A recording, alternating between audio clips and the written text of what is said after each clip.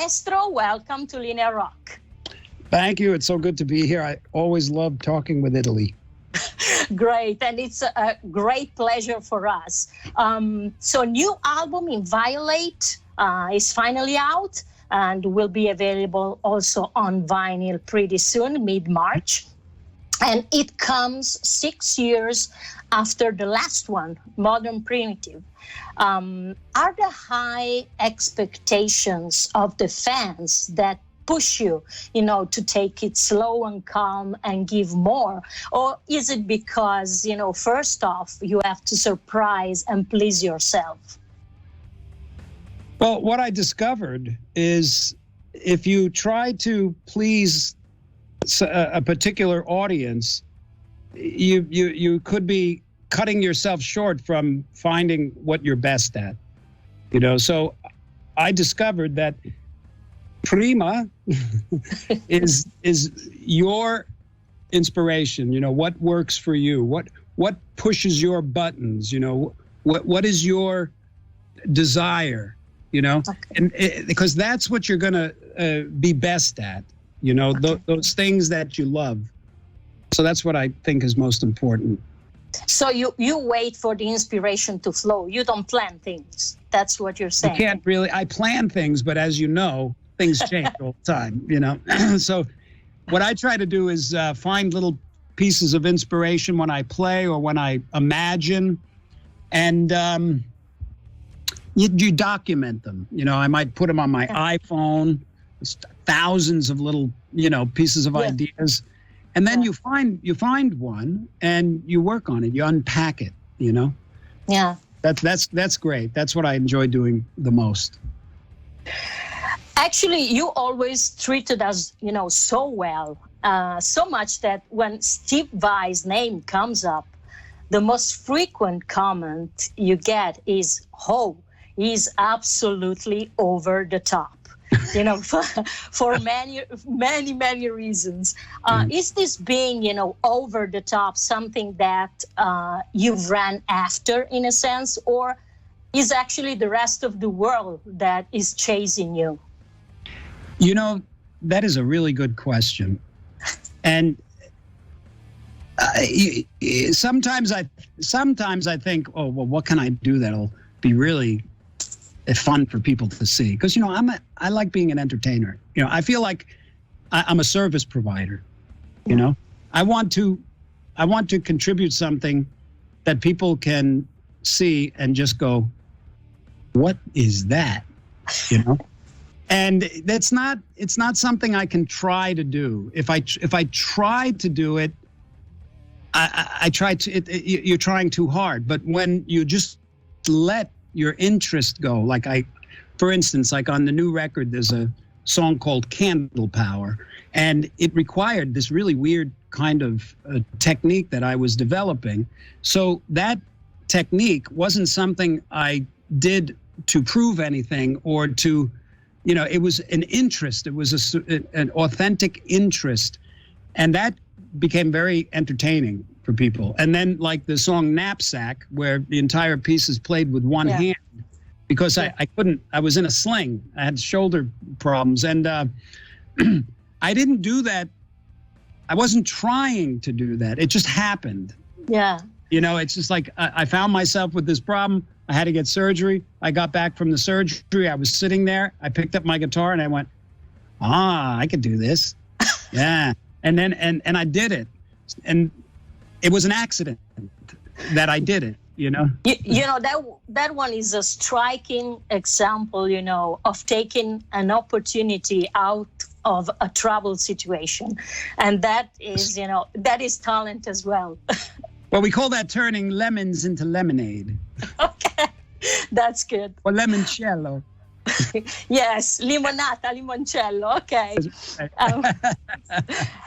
And how the Inviolate title came about? And usually, song or album titles for you come first or last as an inspiration? It depends. Sometimes the title comes first. And then I'll build a song around the idea, like the story that the title tells. Yeah. So like, for instance, Teeth of the Hydra. Yeah. That was the title came before the song, because I had this wild guitar called the Hydra. It's got 3 necks and harp strings, and I wanted to write a piece of music that really used all of the strings, you know? Yeah. So I didn't have I had a concept for the song, but I didn't know the dynamic of it. So I thought, what? Teeth of the Hydra. That's a cool title. So what would a piece of music sound like that was called Teeth of the Hydra, you know? So then at other times, I don't have the title, and you listen to the song, and it kind of tells you the title. And that was like Zeus in Chains, you know, that came later. So you mean that Teeth of the Hydra was composed before having the Hydra guitar? So you had actually to build a guitar to play that song? Not quite. The idea, see, the concept, everything happened at once. And if I was to explain what it felt like inside of me, it was just an inspiration, and it said something like this: you're going to write a song on a multi-neck guitar that's going to use all of the necks, and it's going to be the only instrument in the track besides keyboards and drums. And it's going to be a piece of music that can stand on its own as an enjoyable piece of music with a nice melody. And you're going to record it on this instrument.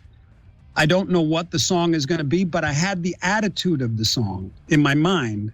Okay. You see what I'm saying? Because that's yeah. what that was the ingredient that created the song, the attitude. And you already had a 3-neck guitars back in the 80s, the heart-shaped guitar, which was amazing. I remember that. I saw the show, and that was so shocking and unbelievable, and I remember it quite well. Now there's, this new guitar, a 3-head monster, as you call it. Is that a brand new project? Will it be commercialized? I mean, I know it's out, as for a benefit auction, something like that, but it seems hard to handle, not for the average player. What's the story behind it? And it seems also, the approach is very classic, mixed to a futuristic stuff. It's very weird. Thank you. That's my middle name. Well, I always was fascinated with multi-neck guitars, and I had the heart guitar, and I wrote a song called Fever Dream with it that kind of used the different necks and stuff, and I had the triple neck that I use in I Know You're Here. So I was always playing with it, but I never felt like I really created a piece of music that integrated the instrument. So now the Hydra itself is custom built specifically for me. You're not going to be able to, it's not a production model. You're not going to be able to buy it. It's a one-off. It's a very highly technical instrument. The guys at Ibanez went way into it creatively. It's got a 12-string neck that's half fretless. It has a 7-string. It has a 3/4 size bass neck that the E and the A strings are fretless. It has these harp strings on it, and it has a synthesizer guitar section. It has sample and hold features. It has piezos, sustainers, limiters. It's you can't rebuild. I mean, you could build it, but it would be custom, and it would cost a fortune. I can't even put a price. You can't put a price tag on it because the brain that runs the Hydra. Yeah. In itself is it's just really very custom, very technical, and I don't think anybody's going to be, well, not at Ibanez, manufacturing it. Well, I mean, will you keep it and use it regularly, or it's really going out, for auction and? No, it's not going out for auction. Okay. That's the NFT of the reveal video. We made a video.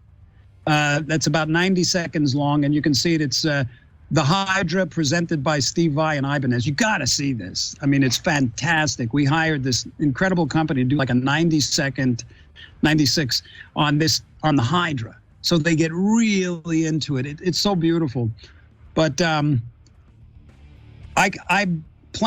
was planning on writing more music for the record on the Hydra, But by the time I got it, and I was able to get the one song done, Teeth of the Hydra, and I do plan on playing it live. I mean, you got to see how it's performed to really enjoy the experience, And I hope to write more on it. It's a beast.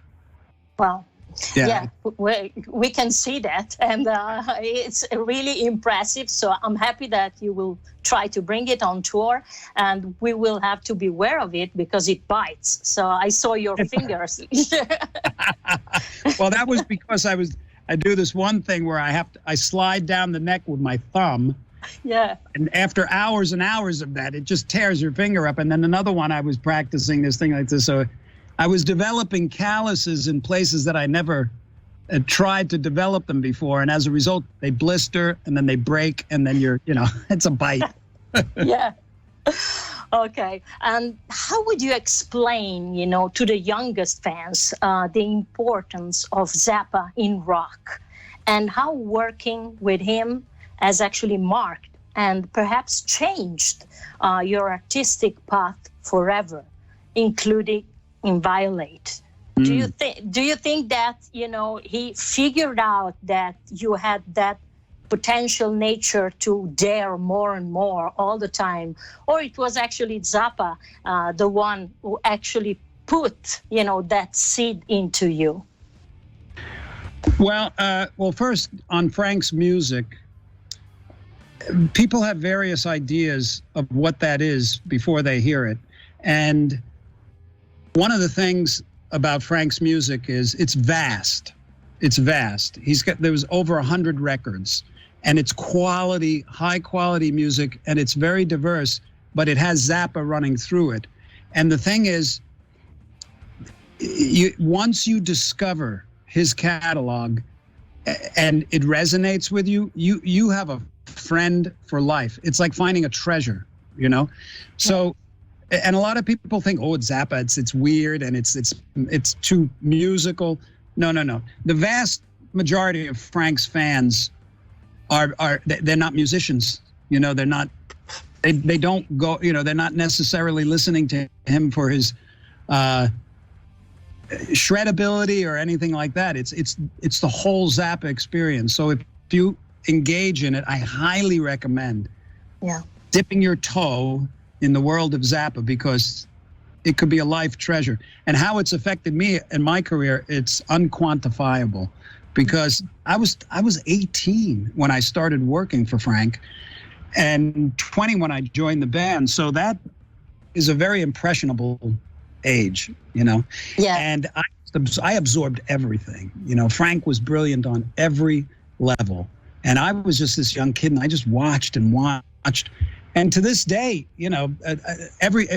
his influence has flowed into all aspects of what I do in the music business, be it business, relating with people, dealing with people, because he was always fair. Frank never lied or cheated or anything like that, never. And he was always straight. And the thing about Frank that I think I picked up the most was he was a free thinker.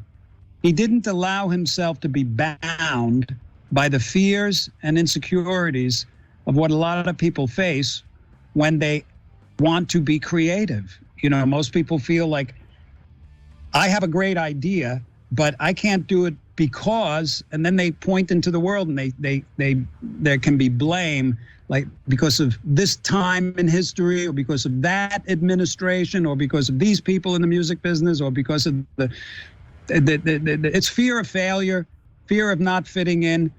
These are the things that always will cut at the root of your ability to be your best and your most uniquely creative. And Frank didn't have any of that fear. Yeah. None of it. He just constantly did what he felt he wanted to do. And it was just beautiful to be a part of that, because when I left his band, I thought that's what you do. You do what you want. You don't make excuses. You just do what you want. And that was beautiful. I know you are a perfectionist. So when you know that a record is done, I mean, how many times, do you listen back to your stuff and redo it?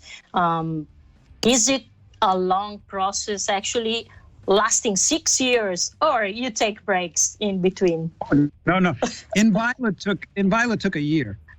Okay. Yeah, the rest of those 5 years, I was touring. I was preparing orchestra scores. That took a year. I was recording another record that I was planning on doing before Inviolate. So that I was constantly working. But I'm sorry. What was the question? How a perfectionist you are? Oh, how much yes, okay. You redo stuff and re-listen back to your stuff. Well, perfectionism is a relative term, because what's perfect for me might not be perfect for somebody else, because it's creative. So only you can know when you did it, when it's done. And I've been lucky in that throughout my whole career, whenever I get an idea to do something and I start doing it, sometimes there's a complete picture of what the end product is going to be. Usually that's the case. But within doing it, things can change, and you follow your ideas. Okay. So you may come across something and say, I know I wanted to do this. And you start, but this is better. And sometimes things work and sometimes they don't, and sometimes you can make them better. But at the end of it, I just know, okay, now it's done. And I don't have any desire to go back and change it. It's just done. Now, yes, there is times where I can listen back to certain songs and think, the EQ on that was, I should have made the guitar louder, or, things like that. Okay. Or,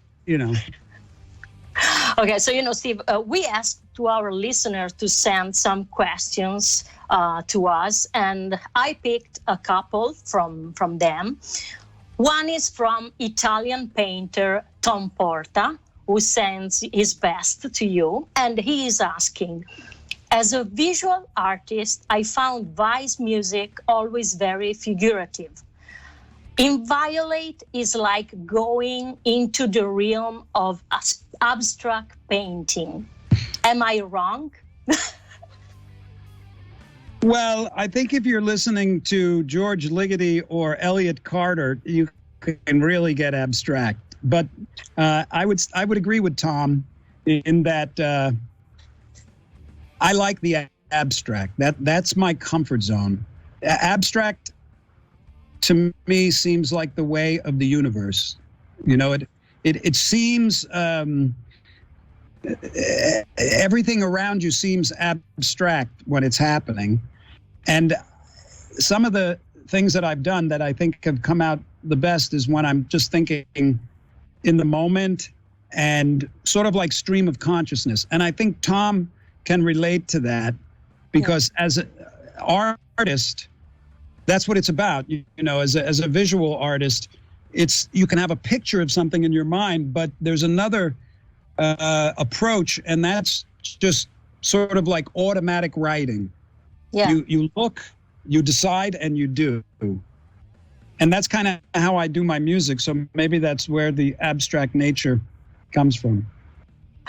Okay. Another question comes from Giuseppe Joe Orlando. He's asking, what's the most important piece of advice that you feel giving to a guitarist who wants to improve technique and composition quickly? And I was wondering, adding it to it, is there any universal study method for a guitarist? And learning music actually changed your life as an artist? Learning to read music. Well, the thing is, you're only going to be able to retain and be good at something that you're interested in.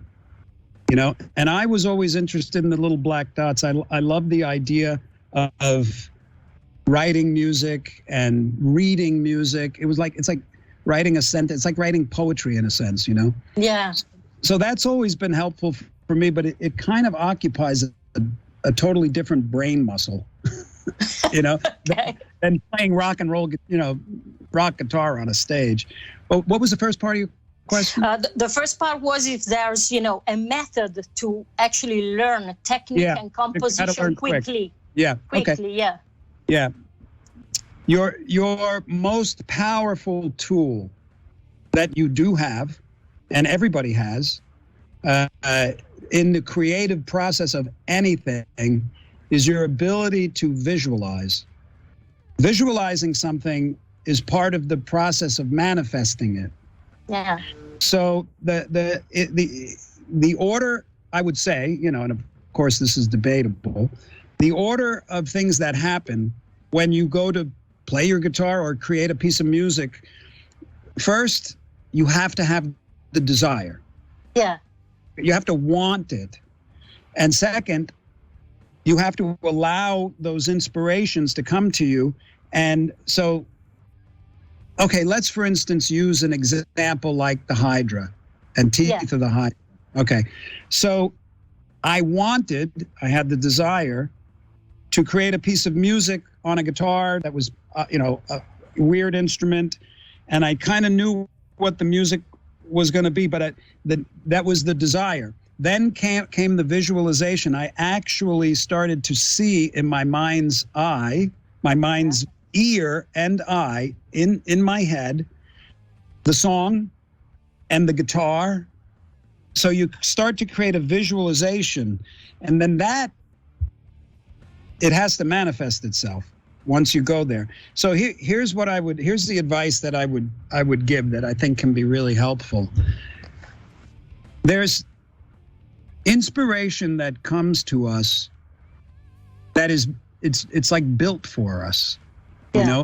It's unique. It comes to us specifically. It comes to you specifically based on your comfort zone, the things that you find fascinating, interesting, engaging, and the ideas that arise in you that come with the feeling of enthusiasm are given to you specifically for you by the universe.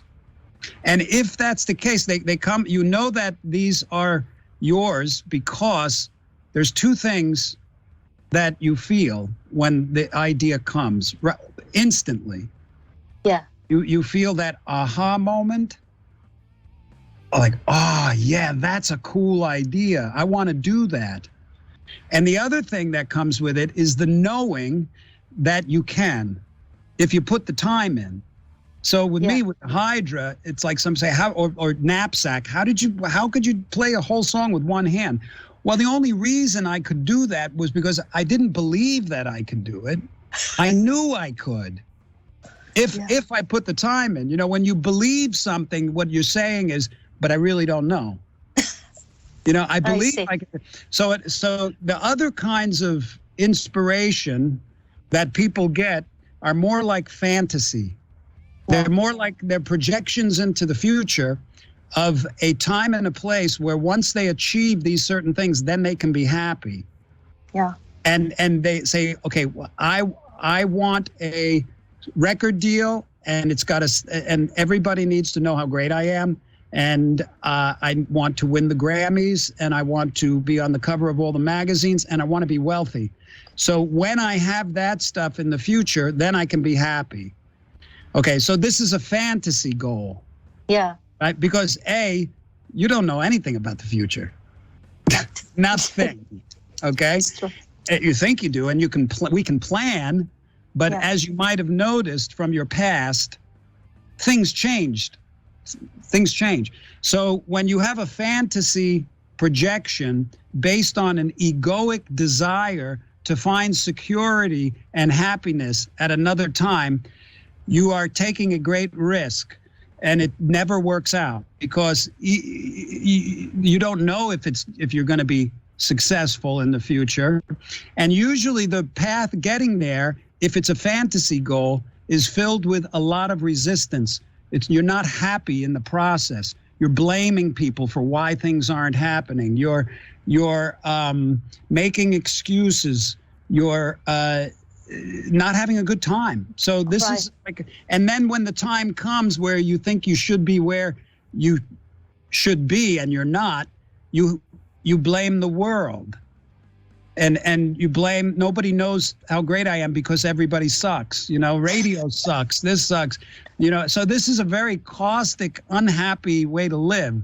All right. And even if you make it, even if somehow you fought and fought and fought, and then in the future you do something and you had a hit, or you got some money and you got some fame, you'll notice it's never enough.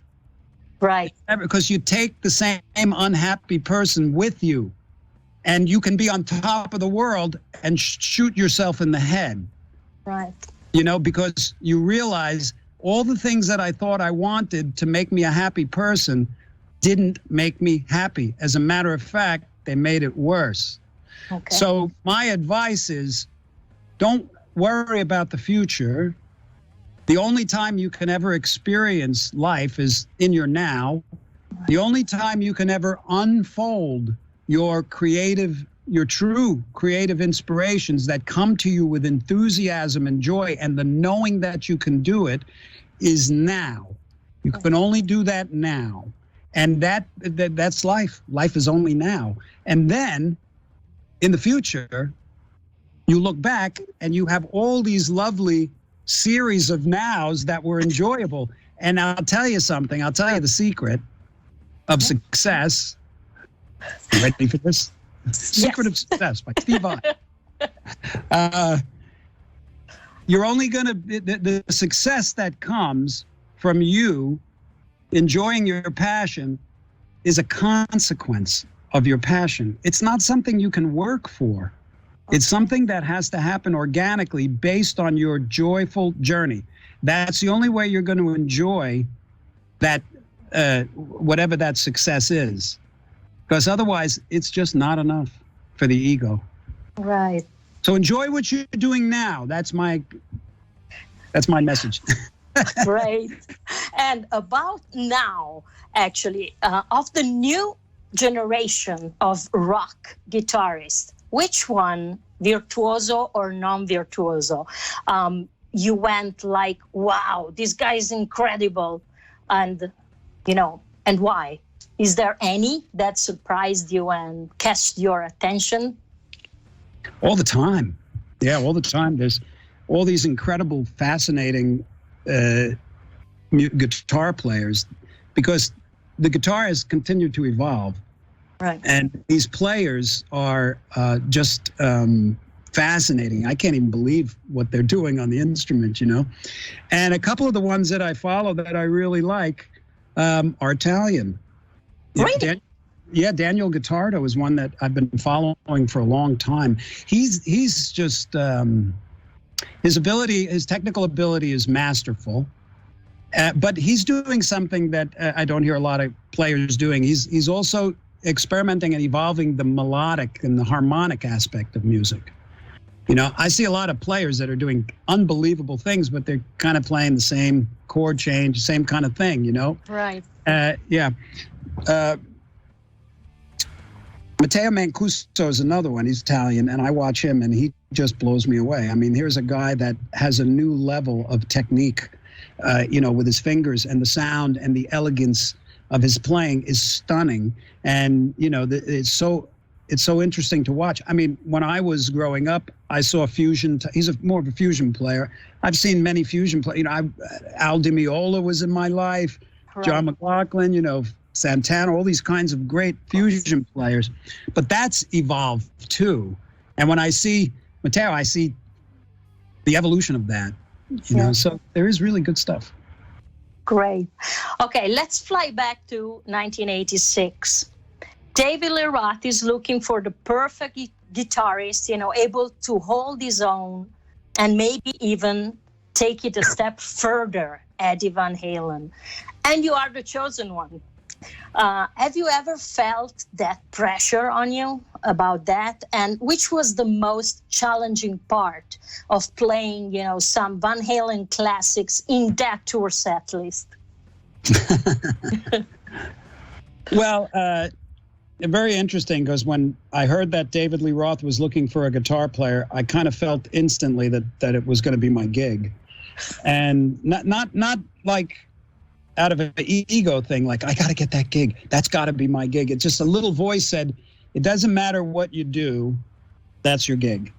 Yeah. You know, just a feeling. And I knew that. And a part of me is thinking, no way. You know, because that's like the most coveted guitar gig in the world, you know. Sure enough, the phone rang and it was Dave Roth, you know. Oh my God. I knew that going into it. I really, you know, I didn't feel any pressure. I felt excitement. I felt invigorated. I really felt like the universe was giving me an opportunity to blow up the bridge, you know, to do it the way I would do it. And it's foolish to even consider trying to compete with someone like Edward. You can't, you know, I mean, you know, so it was really a great opportunity, a great gig. I got to work with one of the most charismatic frontmen in the business and the most outstanding electric rock bass player that ever lived, Billy Sheehan, you know, and Greg Bissett. So it was really fantastic. And I got to play a bunch of Van Halen songs, which if you're a guitar player, you know, they're just fantastic to play, you know. Edward was masterful at building these orchestrated guitar parts that just fell so nicely on your hands and just were so smart, you know. They were so elegant and rock and roll, and his sense of rhythm and his groove and everything was all delivered in this one, you know, like on one track of guitar, you know. Right. And to play those parts is an honor. And when I would play them, I would try to respect the structure of them, of course, and also add my own. Well, I can't. It's unavoidable. You have to add your own thing. It just happens. So that was nice. As far as challenging, I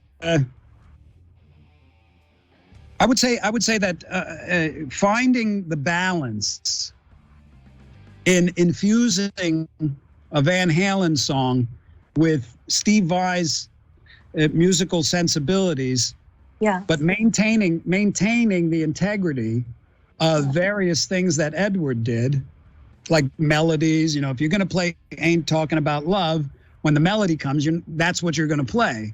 Or you get kicked off the stage by the audience, you know. So that was probably the challenge, you know, finding that sweet spot. Yeah. And did you meet Eddie back then? Oh, yeah. Yeah, we were friends for a period of time. We hung out almost every day, and we did a lot of fun things together, and we jammed, and yeah, I miss him. Yeah, we all do. So you talked about that lineup. Since, you know, with COVID, we all have some extra time. Do you think that the Eat 'em and Smile lineup will ever reunite, maybe for a record, just for, you know, for that? Could it be possible? Well, you know, you never know about these things. And we touched on it in the past. Yeah. But there was always, it's a logistical thing, too.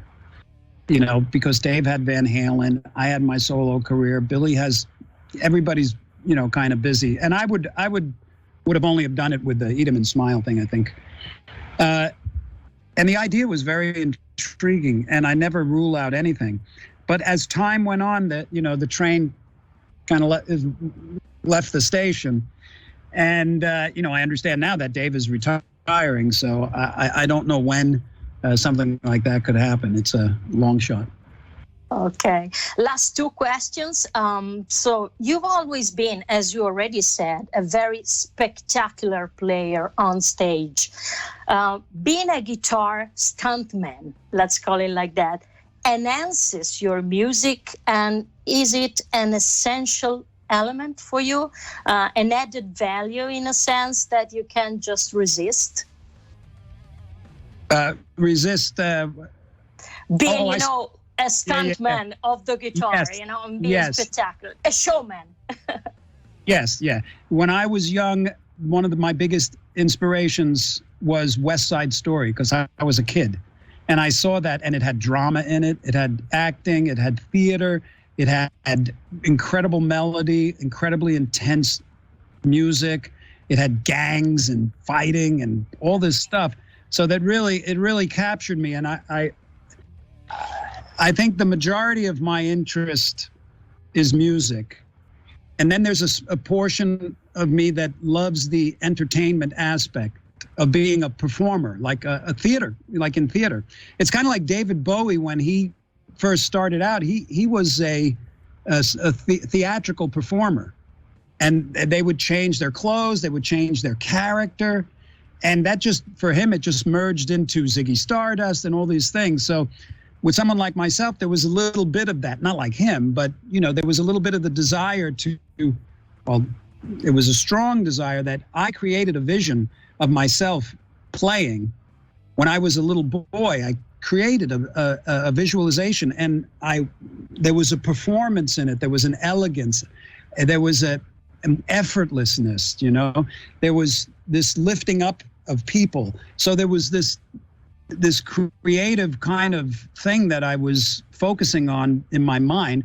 And oddly enough, you become what you think about, you know. And I started to, when these things started happening, I noticed that I have a quirky kind of a style, and I move kind of odd sometimes, and sometimes I start swaying, and my face, my face makes all these weird contortions and stuff like this. And sometimes you look at it and you go, what is that? That's just weird. And I would find myself sort of like saying, don't be weird. Don't be weird, Vi. Don't be weird. You're not going to fit in, you know? But it didn't do any good. Mm-hmm. Because once I got the guitar on and I'm on the stage, my inner being said, you know, shut up. You're just you, and you have no choice over it. So then I'd go and I'd do my thing. And then again, you know, it'd be like, that guy's weird. You know, what's going on? And then I'd be, I'm not going to be weird. I'm not going to be weird. Sure enough, I just continue to be, I use the word weird, but it's not weird to me. To me, it's powerful. It's engaging. It's connected. I love connecting with an audience. I like when they are fascinated and interested, and I like when they're blown away. That's part of my DNA. Another part of me is interested in just like being a magician. Yeah. You know, like a magician. Yeah, mago. So you can, if you go back and look at like a lot of the stuff I do, there's just probably 5% magician in it. Yeah. So I cheat sometimes. Yeah, I see. Okay, so the tour is postponed to September, and will you plan also the European leg anytime soon? And last question, do you still love pizza?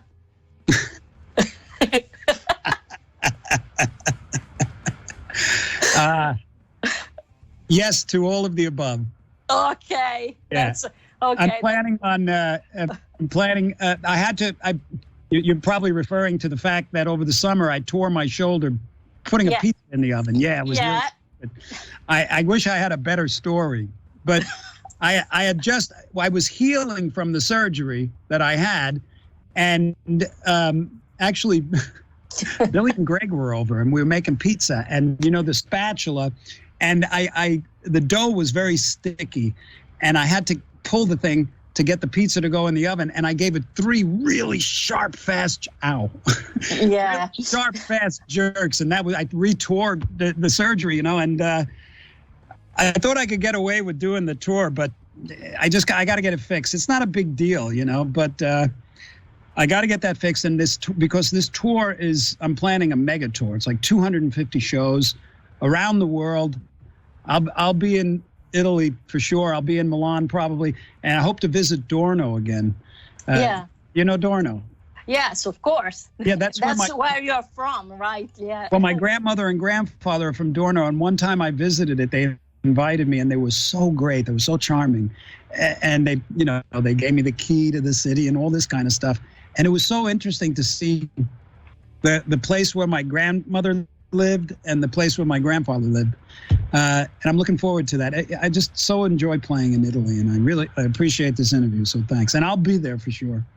Thank you very, very much, Steve, for your time. Always a great, great pleasure. And thanks for another great album to listen to. Inviolate is absolutely amazing once again. You always surprise us, and that's, you know, that's a fact. So now we're closing the interview with Teeth of the Hydra, of course. Do you want to introduce it for us? Sure. Everything you hear on this track is on the Hydra, and it's one performance, and the song is called Teeth of the Hydra. Turn it up loud. Grazie, Steve. Ciao. Grazie. Ciao. Ciao. Thanks very much. Bye-bye.